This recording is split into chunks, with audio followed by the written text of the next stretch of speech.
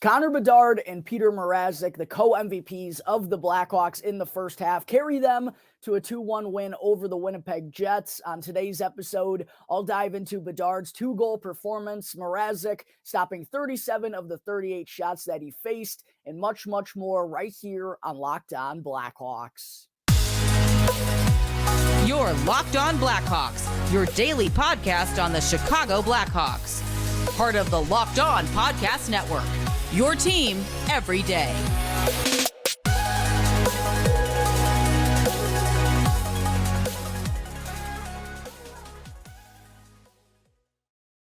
What's up, everyone? Welcome on into another episode of Locked On Blackhawks, part of the Locked On Podcast Network, your team every day. As always, I'm your host, Jack Bushman. You can go and give me a quick follow on X at JackBushman2, and make sure to go and follow my Strictly Blackhawks account at Talkin' Hockey for all the latest Blackhawks news and updates. And also, just a quick reminder, if you like what you're watching or what you're listening to today, then please make sure to go and show some support real quick by smashing the like button, commenting down below, and subscribing to the Locked On Blackhawks YouTube channel. All of that is 100% free. It won't cost you anything and really does help me out tremendously. So please, please, please make sure to take care of that real quick. And you can also go and turn on those push notifications to get notified when the episode's uploaded each and every day. And today's episode of Locked On Blackhawks is sponsored by Game Time. Make sure to go and download the Game Time app right now and use the promo code LOCKEDONNHL in all caps. That way you can get $20 off to the sporting events, concerts, or theater events near you.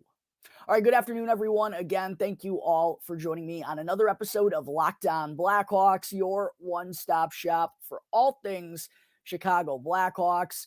Holy cow, what a win for the Chicago Blackhawks last night. 2-1 over the Winnipeg Jets at the United Center. Biggest crowd of the season on hand to witness it. Connor Bedard with both goals for the Hawks, including the overtime winner. It was just the result the Blackhawks were needing after a pair of pretty heartbreaking losses following the Christmas break to the Montreal Canadiens and the St. Louis Blues, where they gave up 5 unanswered goals in both of them to go on and lose those games.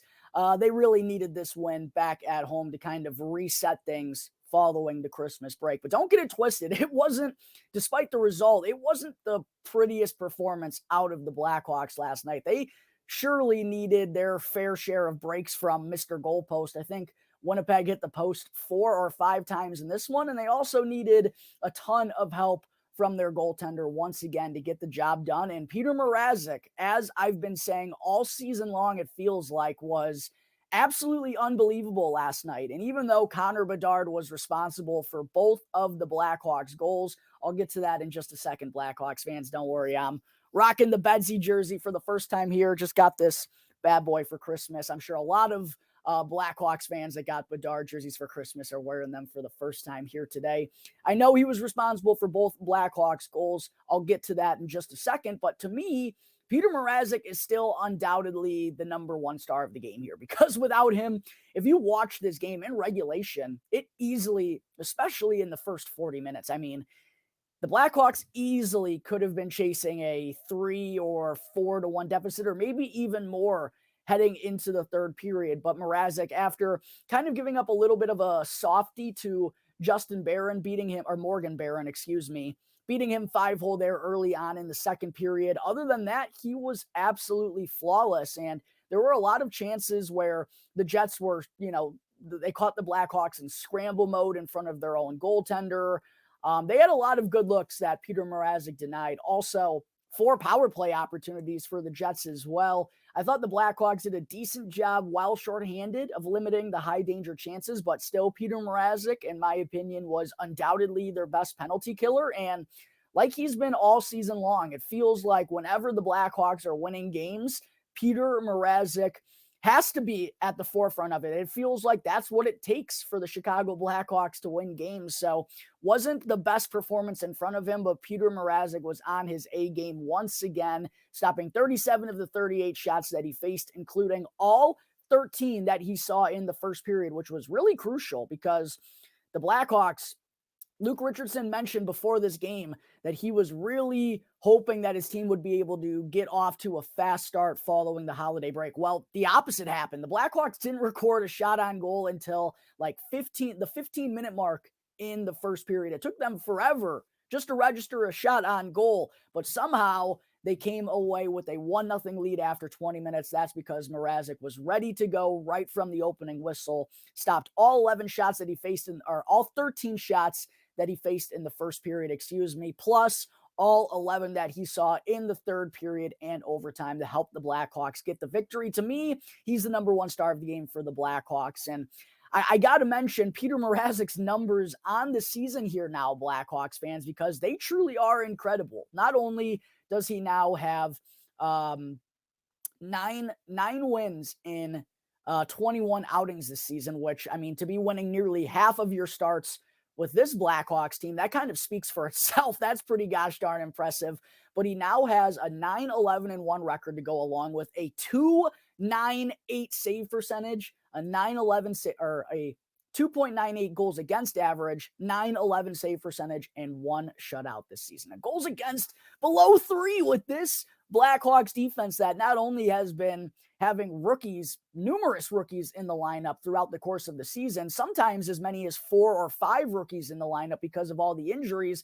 Petr Mrazek is still having one of his best seasons of his entire career, and it's really, really impressive. And if those numbers don't stand out enough to you, then go and look at what Arvid Soderblom is doing this year. Not only is he 2-11-1, which is pretty bad, but he also has a goals against average of 415 and a save percentage of 870. So yeah, Petr Mrazek has been stellar all season long for the Blackhawks. And as Connor Bedard put it in his post-game interview when speaking with Jenna Rose to the United Center Faithful, he said he's been the rock for the Blackhawks all season long. And that's why I've been saying he's the co-MVP right alongside Bedard. Connor's been the one who's been carrying the offense. Mrazek's been the one who's been doing all the work between the pipes to shut things down defensively. And it's just so awesome to see Petr Mrazek having this type of bounce-back campaign. And during his own post-game presser, he mentioned to the Blackhawks media what he really attributes to this is just being healthy. That's really something that's just plagued him for the last 3 or 4 seasons and really hasn't allowed him to get into a groove. And right now, he's already on pace to make 40 starts for the first time since the 2018 to 2019 campaign. And he's absolutely deserving of it with the way that he's been performing with the Blackhawks. And quite honestly, given Arvid Soderblom's struggles, I do wonder if Luke Richardson is going to turn it up a little more, going to give Petr Mrazek some more and more starts here. The one thing I will say is they don't want to risk overworking Mrazek, because if he goes down, then the Blackhawks are really in a situation. But an incredible first half so far for Petr Mrazek, and what a time for him to be doing it, by the way, Blackhawks fans. The guy's in the midst of a contract year, and given Arvid Soderblom's struggles, I mean, I think the plan for the Blackhawks entering this offseason, and I'm sure there wasn't anything set in stone here, but I feel like they would have liked to see Arvid Soderblom settle into a backup role, and then possibly he could have been the starter or split starts with someone else next year. And if that was the case, I think they would have felt a little bit better about letting Petr Mrazek walk in free agency. But considering Soderblom has struggled mightily, and I don't think they want to be rushing Drew Commesso or Jackson Stauber along in the process. Adam Guyan is still a ways away, of course. I do wonder if Kyle Davidson is already thinking or already in potential negotiations with Petr Mrazek to maybe bring him back on another 1-year contract to come back and be the starter again next year, because as we're seeing it right now, Arvid Soderblom doesn't look like he's ready to take on that role next year. So I would not be surprised if Kyle Davidson is already thinking this or already working on something behind closed doors, because they're going to need someone to be their starting goaltender next year. And Petr Mrazek, I mean, has a good connection, is a veteran guy, has been with the squad for a couple of seasons now. So he's familiar with Luke Richardson and everything he's preaching and what they're trying to do here in this organization. He understands it. He gets it. And it also allows him an opportunity to continue to be a starter at the NHL level. So I feel like it could be a good situation for both sides potentially, but I just wouldn't be surprised if Petr Mrazek is back with the Blackhawks last season, given how young the Blackhawks goaltender situation is right now, and Soderblom not looking ready to take that next step. And also just because Petr Mrazek has been outstanding this season. Once again, in my opinion, co-MVP of the Blackhawks in the first half here with Connor Bedard. Undoubtedly, in my mind, the number one star of the game last night as well to help the Blackhawks get this OT win over the Jets. All right, coming up in just a moment here, Blackhawks fans. Yes, I will be talking about the Wonder Boy, Connor Bedard, putting the team on his back and calling his own number in overtime to get the win. But first, I need to talk to you all about Game Time. You shouldn't have to worry or stress when you're buying tickets to your next big event, and Game Time is the fast and easy way for you to buy tickets to all the sports, comedy, music, and theater events that are near you. And I personally have been using Game Time for probably close to 10 years now, since I was back in high school going down to the UC to see Patrick Kane, Jonathan Toews, Duncan Keith, Seabrook, Hossa, Crawford, all those Blackhawks legends. I've been using Game Time for quite a while now, whether I'm going to Blackhawks games in Chicago or going to Wrigley Field to go and see the Chicago Cubs, or even if I'm traveling in another city and wanting to go to a theater show or wanting to go to a concert. Game Time is the perfect place for you to get all of your tickets the cheapest and the fastest way. And I also love how they send you pictures and images from every seat in the house, so you know exactly what to expect when you arrive. I highly recommend you all go and download the Game Time app right now. And when you do, make sure to create an account and use the promo code LOCKEDONNHL in all caps to get $20 off with your first purchase. Again, you can get $20 off to come and see Connor Bedard at the United Center this season. All you have to do is download Game Time, create an account, and use the promo code LOCKEDONNHL in all caps. Last minute tickets, lowest price, guaranteed. Game Time. Segment 2. All right, we got to talk about the night that Connor Bedard had, folks. Oh my goodness. And to go and do what he did with the biggest crowd of the season on hand at the United Center, I think it just makes it even more special. And like I said, I'm sure there's a lot of people who are wearing Connor Bedard jerseys for the first time here following Christmas, and also in the Blackhawks' first game after Christmas. A lot of people on hand. I'm sure a lot of people tuning in as well. There was no football or anything going on last night. For Connor Bedard to go and make the statement he did, and for him to go and have that type of performance, I think it's going to magnify what a special type of talent he is even freaking more. And over the last couple of weeks, man, it's just becoming more and more evident that he's starting to get situated. He's starting to get comfortable. And I think what stood out the most to me is how he's diversifying his game, how he's growing, how he's learning, how he's adapting on the fly to continue to lead the charge for this Blackhawks offense. Not only last night did Bedard extend his point streak to 5 games with his 14th goal of the season to put the Blackhawks ahead 1-0 in the first period. 12 of his 14 goals, by the way, at that point in time had come in the first period, which is just such a weird statistic. Feels like Connor Bedard, first goal scorer, is probably something that we should bet all season long, Blackhawks fans.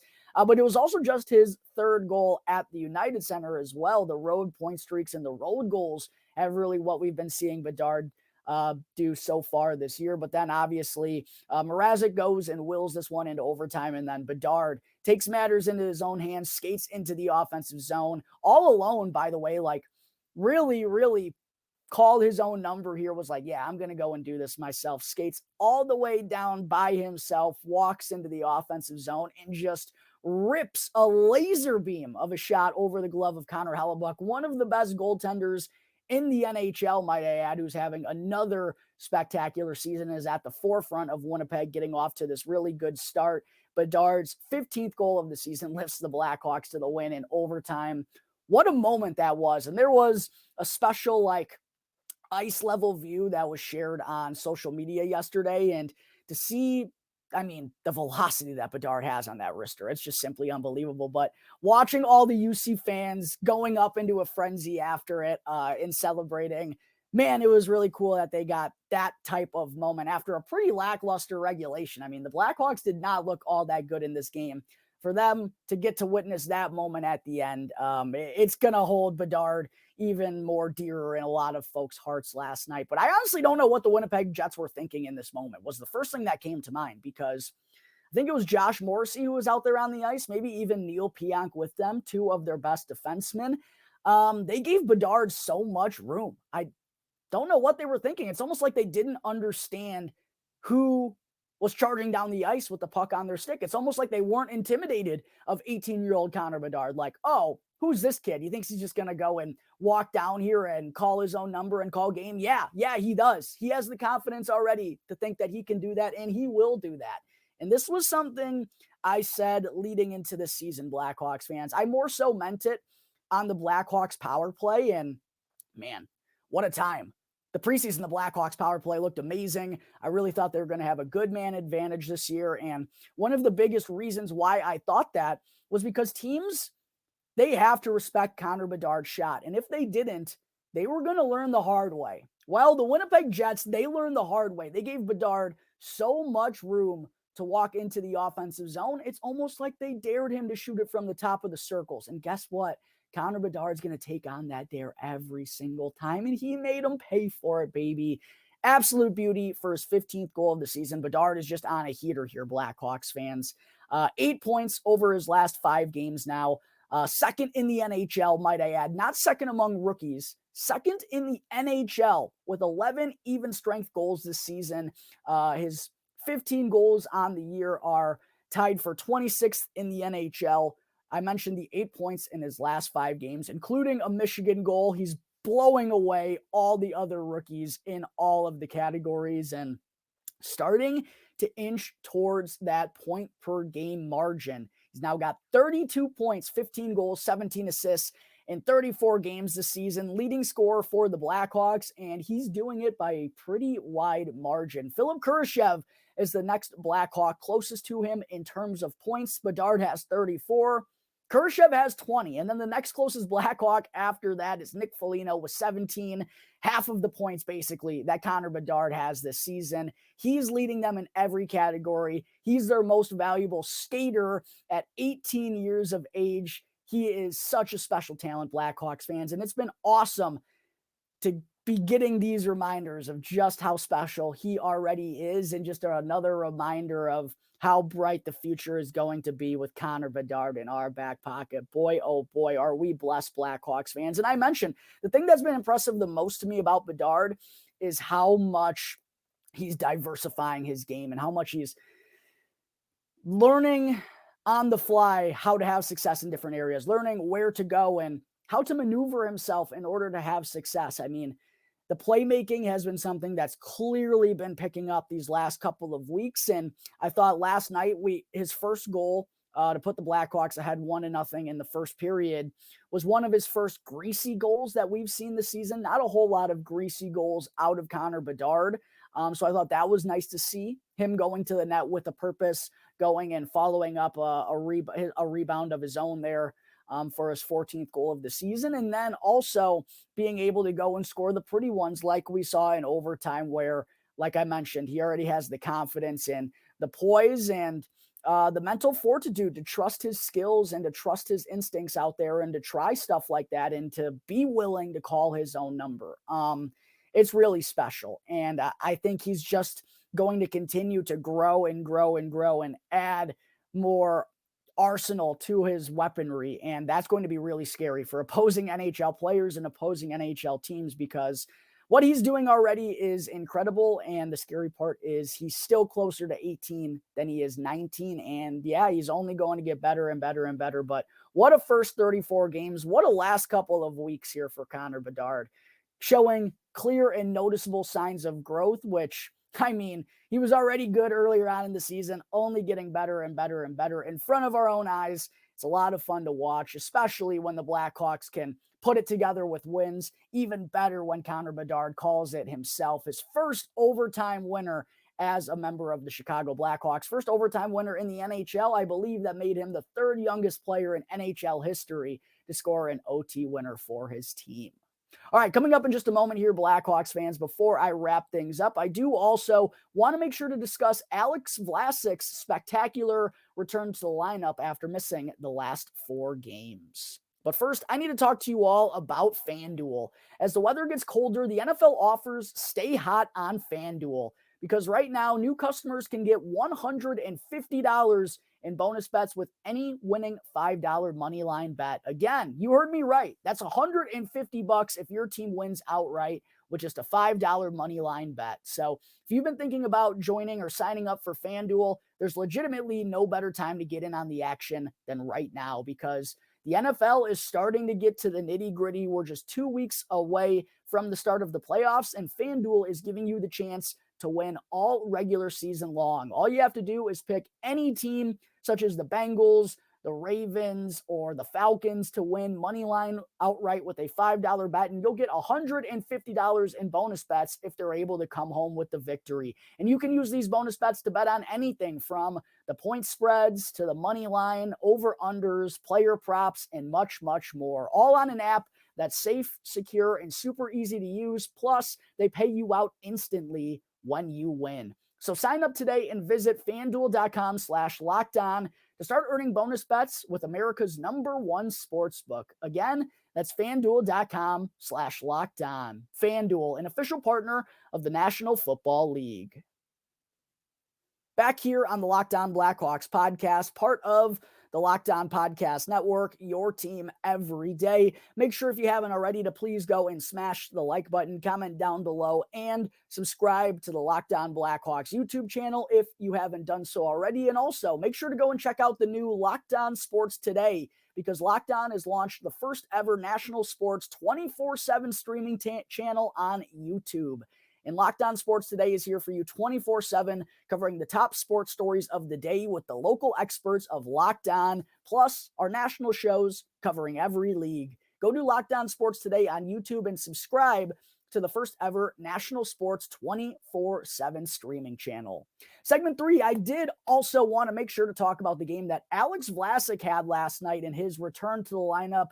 His first game in over 2 weeks. The last time he played was back on December 14th on the road in Seattle against the Kraken. And I'll tell you what, Blackhawks fans, it looked like and it felt like Alex Vlasic didn't skip a beat last night in his return on the top line with Connor Murphy, who is actually someone he really hasn't played all that much with this season. So going up with a semi-unfamiliar D partner, and in his first game back, Alex Vlasic was outstanding. Not only did he have a primary assist on the game-winning goal to Connor Bedard, he also added 2 block shots and was +2 on ice for both of the Blackhawks goals that they scored in 20 minutes and 16 seconds. And diving deeper into Vlasic's performance, the analytics were absolutely amazing. He led the Blackhawks in basically every category and was #1 on their post-game impact chart. Led the Blackhawks with a 53.85 Corsi for percentage, which